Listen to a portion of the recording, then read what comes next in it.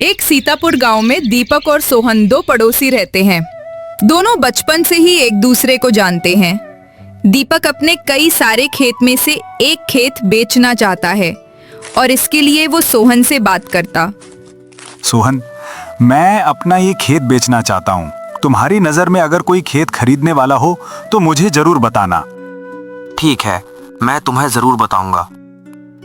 सोहन ये बात अपने पिता को बताता है।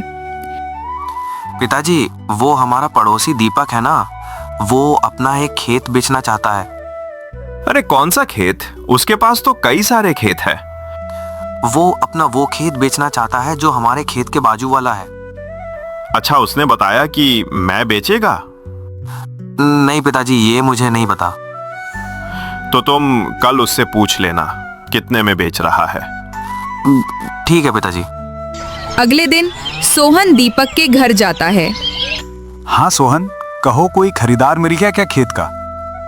अरे इतनी जल्दी कैसे खरीदार मिल जाएगा भाई? खेत बिकने में तो समय लगता ही है। नहीं, तुम ऐसे आए तो मुझे लगा कि क्या पता मेरा खेत बिक गया हो। नहीं, मैं तो ये जानने आया था कि तुम्हारे खेत तुम कितने में बेच रहे हो। सिर्फ 1 लाख रुपए में, ज्यादा नहीं मांग रहा हूं मैं। वो क्या है ना, अब मैं एक और काम शुरू करना चाहता हूँ, इसलिए 1 लाख में ये खेत बेच रहा हूँ। ठीक है, मुझे जैसे ही कोई ग्राहक मिलेगा मैं तुम्हें बताऊंगा। सोहन अपने पिता को बताता है। पिताजी, वो दीपक 1 लाख रुपए मांग रहा है अपने खेत के। क्या? इतने कम में? अरे कम से कम भी नहीं तो 2 लाख कीमत होगी उस खेत की। हाँ, सस्ता ही बेच रहा है। अरे बेटा सोहन, मैं ये सोच रहा था कि क्यों ना वो खेत हम खरीद लें। लेकिन पिताजी, हमें क्या जरूरत, हमारे पास तो वैसे ही एक खेत है। हाँ बेटा, लेकिन अब उस खेत पर कुछ खास फसल होती नहीं है, जबकि दीपक का खेत उपजाऊ है। हम उसे खरीद लेते हैं और उस पर फसल करके अच्छा कमा सकेंगे। ठीक है, मैं कल ही दीपक को बुला लाऊंगा। अगले दिन सोहन दीपक को घर बुला लाता है। काका, आपने बुलाया मुझे? हाँ बेटा, हाँ दीपक। अरे मैं तुमसे ये कहना चाह रहा था कि तुम्हारा जो खेत है वो हम खरीदना चाह रहे हैं। ये तो बहुत अच्छी बात है काका। मेरी खेती अगर आप लोगों के पास जाएगी तो मुझे किसी भी तरह की कोई चिंता नहीं है। ये तो खुशी की बात है। जो भी रुपए तुम्हारे हैं वो हम तुम्हें कल ही दे देंगे।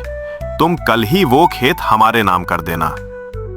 हाँ ठीक है काका, मैं कल ही खेत आपके नाम कर दूंगा। हाँ ठीक है बेटा, कोई बात नहीं। सोहन के पिता अगले ही दिन दीपक को 1 लाख रुपए दे देते हैं। दीपक भी खेत उनके नाम पर कर देता है। अब सोहन उस खेत पर खेती करने लगता है। मैं पूरे खेत अच्छे से जोत लूंगा और फिर इसमें बीज डालकर सिंचाई करने लगूंगा। अरे ठीक है सोहन, बेटा ठीक है।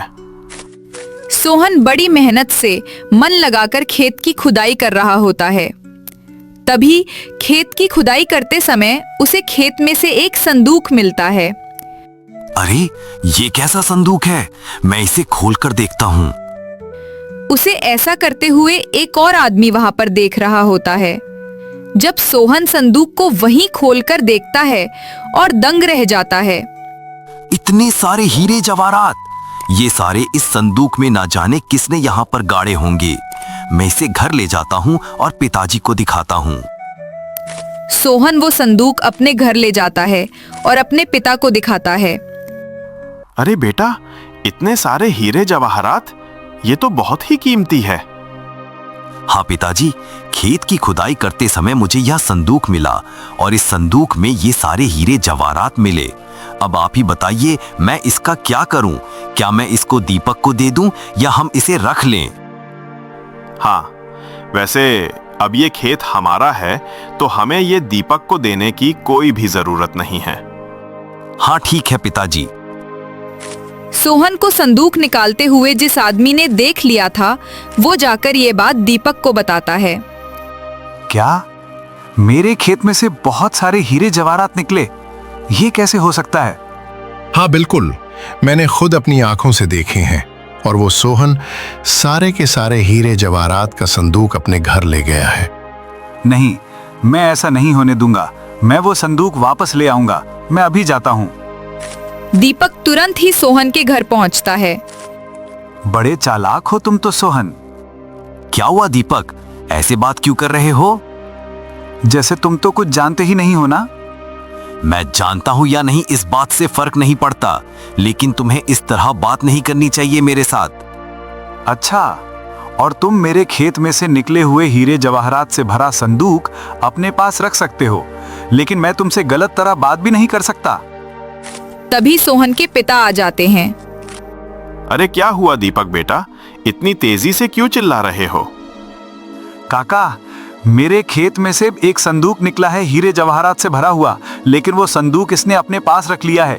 इससे कहिए मुझे वो संदूक और हीरे जवाहरात दे दे। देखो बेटा, ये बात सच है कि तुम्हारी खेत में से हीरे जवाहरात से भरा संदूक निकला है, लेकिन ये बात भी तो सच है कि ठीक 10 दिन पहले तुमने वो खेत हमें बेच दिया था। हाँ, बेचा तो है काका, लेकिन मुझे क्या पता था कि उसमें से हीरे जवाहरात निकलेंगे। अगर मुझे ये पता होता तो मैं ये खेत क्यों बेचता तुम्हें? तो जब वो खेत तुमने हमें बेच दिया तो खेत तो हमारी हुई ना, इसलिए उनमें निकला संदूक भी तो हमारा ही हुआ ना। अच्छा, तो अब आप लोग मुझसे चालाकी करेंगे। रुकिए, मैं अभी गांव के मुखिया के पास जाता हूं और आप लोगों की शिकायत करता हूं। दीपक गुस्से में होकर गांव के मुखिया के पास चला जाता है। मुखिया जी, मेरे खेत में एक संदूक निकला है और उसमें जो हीरे जवाहरात निकले हैं वो मेरे हुए, लेकिन वो सोहन मुझे वो संदूक और हीरे जवाहरात नहीं लौटा रहा है। लेकिन दीपक, जब तुमने अपना खेत बेच दिया तो अब उस खेत में से कुछ भी निकले वो तो सोहन का ही हुआ ना। ऐसे कैसे? सोहन का खेत था तो मेरा ही। वो हीरे जवाहरात से भरा संदूक वहां पर गाड़ा तो मेरे घर के लोगों ने ही होगा ना। कोई उसके दादा परदादा आकर वो संदूक गाड़ कर नहीं गए ना। तो जो चीज मेरी है मैं तो वही मांग रहा हूं। मैं तुम्हारी बात समझ रहा हूं, लेकिन जब एक बार तुमने वो खेत सोहन को बेच दिया तो वो खेत सोहन का हो गया। अब उसमें कुछ भी निकले वो उसका हुआ, और तुम्हें कैसे पता कि वो संदूक तुम्हारे घर वालों ने गाला है? नहीं मुखिया जी, ये बात बिल्कुल गलत है। तुम जो भी कहो, लेकिन अब यही सच है और यही सही है, और इस बात को लेकर तुम्हें सोहन और उसके पिता से किसी भी तरह का झगड़ा नहीं करना चाहिए। दीपक मन ही मन में सोचता है, क्या पता मेरे खेत में और भी संदूक हों जिनमें और भी सोना और जवाहरात गड़ा हुआ हो। क्यों ना मैं वो निकाल कर अपने नाम कर लूं? हाँ, मैं एक बार सोहन से जाकर कहता हूं कि खेत में से जो भी निकलेगा वो मेरा होगा और उसकी जिम्मेदारी भी मैं ही लूंगा। फिर दीपक मुखिया से कहता है, मुखिया जी, मैं चाहता हूं कि खेत को एक बार पूरा खोदा जाए और उसमें से जो भी निकले वो मुझे दे दिया जाए। देखो दीपक, खेत सोहन के नाम हो चुका है, यानी अब अगर खेत में से कुछ भी निकलेगा तो वो सोहन का होगा, लेकिन अगर उससे पहले कुछ भी निकलता तो तुम्हारा ही होता। अगर सोहन ये बात मान जाए तब तो आपको कोई दिक्कत नहीं होगी ना मुखिया जी? फिर तो ये तुम्हारी और सोहन के बीच की बात होगी। दीपक मुखिया को सोहन और उसके पिता के घर पर लेकर पहुंचता है। सोहन, दीपक चाहता है कि वो एक बार खेत खोद ले और जो भी निकले वो उसे दे दिया जाए। हाँ, और जो भी निकलेगा उसकी जिम्मेदारी मैं लूंगा। अगर कुछ भी निकलता है तो वो संदूक भी तुम्हें मुझे देना होगा। लेकिन यह सही नहीं है। तभी सोहन के पिता सोहन को समझाते हैं और सोहन अपने पिता की बात मान जाता है। ठीक है, अब से इस खेत में जो भी निकलेगा वह सब दीपक को दे दिया जाएगा और उस सामान की जिम्मेदारी दीपक की होवेगी। अगले दिन दीपक अपने लोगों के साथ खेत खुदवाने के लिए आता है। देखते ही देखते उसके आदमी सारा का सारा खेत खोद देते हैं, लेकिन उन्हें कुछ नहीं मिलता है। अब खेत का एक ही हिस्सा बचा होता है। अरे जरा उस हिस्से को भी तो खोदो, क्या पता वहां पर कुछ निकल आए, क्योंकि पहले भी उसी जगह के आसपास संदूक निकला था। चलो वहां पर खोदो। दीपक की बात सुनते ही दीपक के आदमी बची हुई जगह भी खोदने लगते हैं। तभी वहां से एक संदूक निकलता है और दीपक खुश हो जाता है। देखा, मैंने कहा था ना कि इस खेत में खजाना छुपा हुआ है और ये खजाना मेरा है। दीपक चिल्ला चिल्ला कर कहता है, इस खजाने की जिम्मेदारी मेरी है। अब से ये खजाना मेरा है और कोई भी इस खजाने को अपना नहीं बताएगा, चाहे जो कोई भी हो। दीपक संदूक को खोलकर देखता है तो उसमें हथियार और बंदूक रखी होती है। ये देख वो घबरा जाता है। ये क्या हुआ? इस संदूक में तो बंदूक और हथियार हैं। नहीं नहीं, ये संदूक मेरा नहीं है। देखो, यह दीपक का संदूक है। इसमें से बंदूक और हथियार निकले हैं और इनकी जिम्मेदारी दीपक ने ली है। अब हमें पुलिस को बुलाना चाहिए। क्या पता दीपक इन बंदूक और हथियार से क्या क्या करता था। नहीं, मैं कुछ नहीं करता था। मैंने कुछ भी नहीं किया है। मुझे नहीं पता यहाँ कैसे आए। दीपक, अब तुम भाग रहे हो। जब खेत में से हीरे जवाहरात से भरा संदूक निकला था, तब तुम बोल रहे थे कि सारा का सारा खेत तुम्हारा है, सारे के सारे संदूक तुम्हारे हैं, और तब तुम इसकी जिम्मेदारी भी ले रहे थे। लेकिन अब जब खेत में से हथियार और बंदूकें निकल रही हैं, तब तुम ये कह रहे हो कि ये सामान तुम्हारा नहीं है। अब तुम इसकी जिम्मेदारी नहीं ले रहे हो। नहीं, मेरे होते हुए ऐसा नहीं होगा। अगर हीरे जवाहरात से भरा हुआ संदूक तुम्हारा है, तो बंदूक और हथियारों से भरा हुआ ये संदूक भी तुम्हारा ही हुआ। और अगर ये संदूक तुम्हारा नहीं है, तो हीरे जवाहरात से भरा हुआ संदूक भी तुम्हारा नहीं हो सकता। अब सोच लो दीपक। दीपक मन ही मन सोचता है, अरे, अब मैं क्या करूं? अगर मैंने ये कहा कि हीरे जवाहरात मेरे हैं, तो फिर ये हथियार भी मेरे ही माने जाएंगे और पुलिस मुझे पकड़कर ले जाएगी। और अगर मैंने ये कहा कि ये हथियार मेरे नहीं हैं, तो हीरे जवाहरात भी मेरे नहीं माने जाएंगे। अब मैं क्या करूं?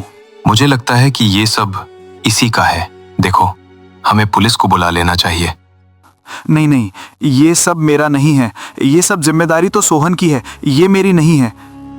ये सब सोहन देखेगा। मैं तो अपने घर को चला। मैंने खेत बेच दिया। अब इसमें से चाहे कुछ भी निकले, सबकी जिम्मेदारी सोहन लेगा। मैं किसी भी चीज की जिम्मेदारी नहीं लूंगा। मैं तो चला। मेरे पास तो 4 खेत और हैं। इतने से हीरे जवाहरात से मैं क्या करूंगा? तो ये बात तुम्हें पहले समझ नहीं आई थी? माफ कर दीजिए मुखिया जी, मुझे भी थोड़ा सा लालच आ गया था, लेकिन कहीं ना कहीं मेरी बात भी थोड़ी सही थी। अगर सही थी तो मैं अभी पुलिस को बुलाता हूँ। हीरे जवाहरात तुम रख लेना। नहीं नहीं, मैं जा रहा हूँ। दीपक वहां से तुरंत ही तेज रफ्तार में भाग जाता है। पिता और सोहन उसे देखकर हंसते हैं, तो मुखिया उनसे पूछते हैं, आप दोनों हंस क्यों रहे हैं? अब जब खेत से हथियार और बंदूक निकली है, तो उनकी जिम्मेदारी तो आपकी हुई ना? मुखिया जी, ये कोई असली हथियार और बंदूकें नहीं हैं। ये हथियार और बंदूकें तो नकली है। मेरे कहने पर सोहन ने संदूक में भरकर इन्हें यहां गाड़ दिया था, क्योंकि हमें पता था कि दीपक कोई ना कोई चालाकी जरूर करेगा, इसलिए हमें ऐसा करना पड़ा। माफ कीजिएगा इस चालाकी के लिए मुखिया जी। कोई बात नहीं, लेकिन मैं तो सिर्फ यही कहना चाहूंगा कि आप लोग ये हीरे जवाहरात दीपक के साथ बांट लें। इससे आप दोनों में प्रेम और लगाव पहले की तरह ही बना रहेगा। मुखिया की बात मानकर सोहन दीपक के घर जाता है। क्या हुआ? अब क्या लेने आए हो? दीपक, जो खेत में से हीरे जवाहरात निकले थे, उसमें से आधे हीरे जवाहरात मैं तुम्हें दे रहा हूँ। सोहन का ऐसा उदार मन देखकर दीपक की आंखों में आंसू आ जाते हैं और वो सोहन से माफी मांगने लगता है। इसके बाद दीपक और सोहन में फिर से पहले जैसी दोस्ती बन जाती है।